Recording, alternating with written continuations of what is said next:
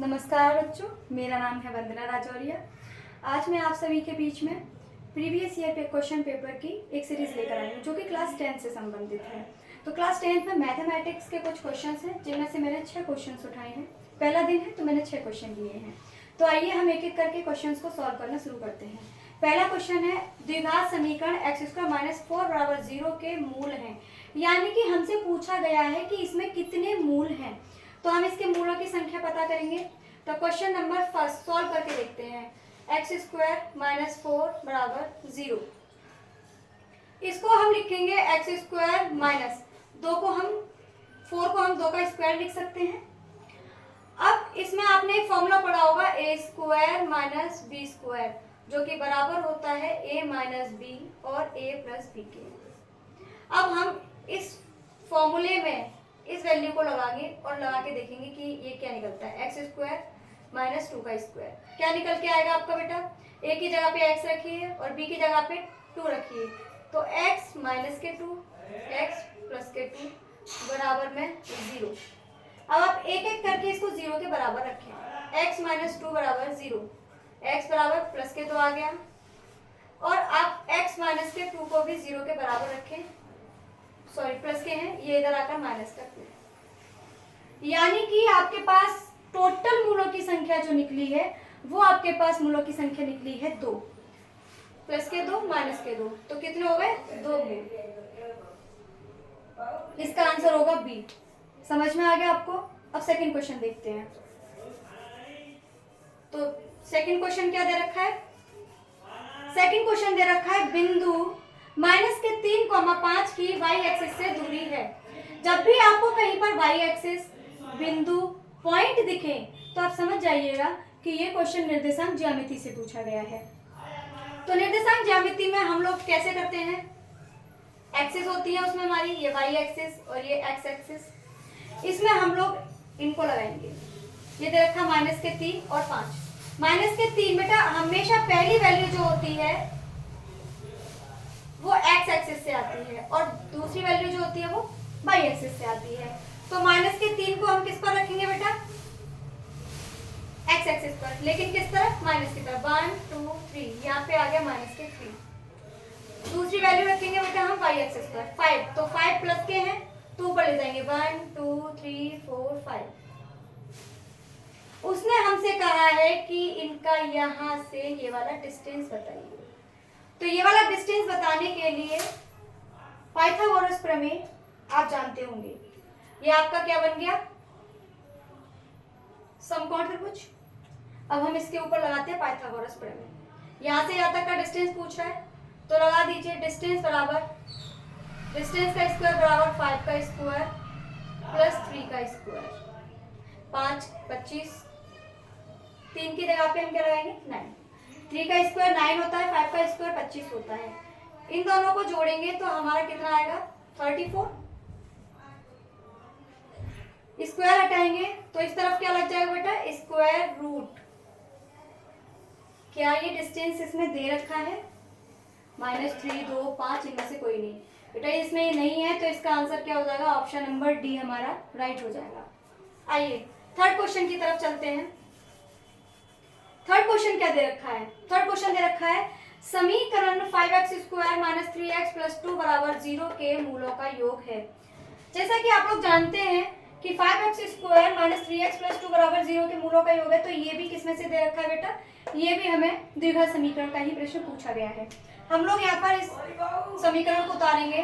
5x² minus के 3x plus के हैं 2, ये हमें 0 के बराबर दे रखा है।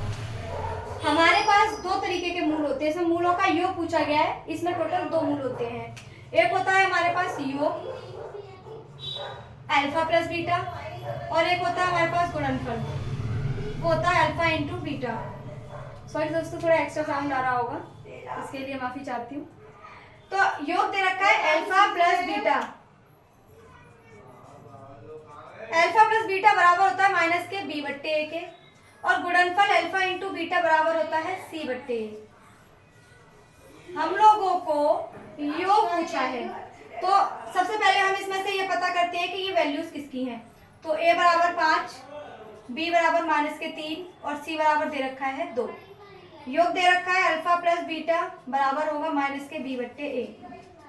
b की वैल्यू कितनी दे रखी है बेटा -3, तो हम लगा देंगे। और a की वैल्यू दे रखी है हमको 5, माइनस माइनस प्लस बट्टे 5। ये हो गया हमारे पास योग। क्या ये ऑप्शन में दे रखा है? तो देख लेते हैं। 3/5 -3, पहला ही ऑप्शन मैच कर रहा है ए, तो इसका आंसर होगा ए। समझ में आ गया आप लोगों को? चलिए फोर्थ क्वेश्चन की तरफ चलते हैं। फोर्थ क्वेश्चन क्या कह रहा है?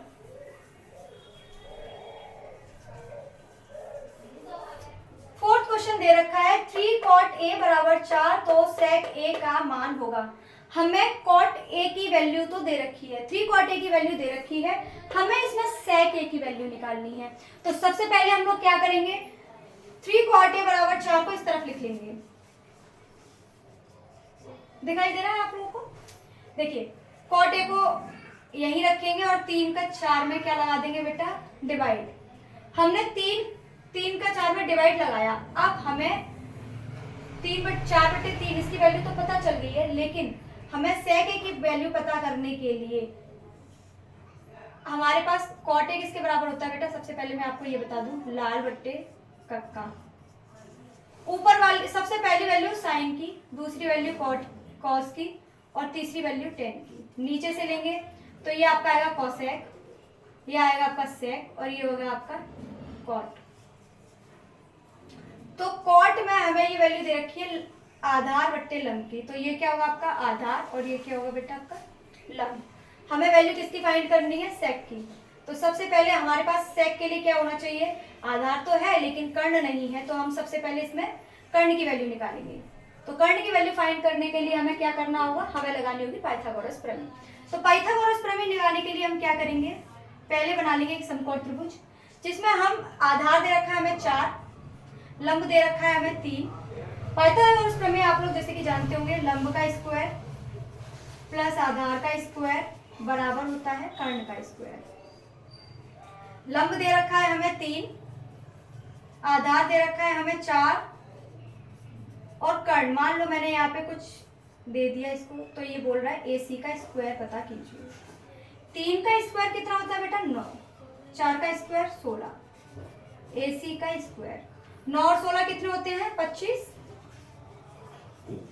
जब हम यहां से स्क्वायर हटाएंगे तो इस तरफ क्या चढ़ जाएगा? Square root. अब 25 कितने का स्क्वायर है? 5 का, यानी कि हमारे पास क्या निकल आया? कर्ण। कर्ण कितना निकल के आया बेटा? 5। कर्ण हमारे पास आ गया 5। अब हमें क्या फाइंड आउट करना था? sec a की वैल्यू फाइंड आउट करनी है। sec a की वैल्यू फाइंड आउट करने के लिए हमें क्या पता होना चाहिए बेटा? फिर से लगाएंगे लाल बट्टे कक्का, यानी कि हमारे पास कर्ण बट्टे आधार पता होना चाहिए। कर्ण बट्टे आधार, कर्ण हमने निकाला था अभी कितना? 5, आधार कितना है बेटा? 4। तो sec a की वैल्यू कितनी आ गई? 5/4। हम यहाँ पर लिख देंगे 5/4। देखते हैं कि किसका है? बी। इसका ऑप्शन क्या राइट हो जाएगा बेटा? बी। ऑप्शन बी इसका राइट होगा। आइए फिफ्थ क्वेश्चन देखते हैं।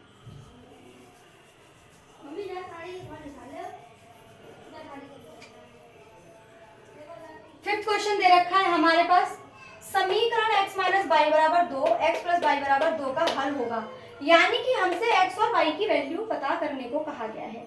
तो हम सबसे पहले यहाँ पर इक्वेशन लिखेंगे x माइनस वाई बराबर 2 और x प्लस वाई बराबर 2। इसको सॉल्यूशन कर लीजिए।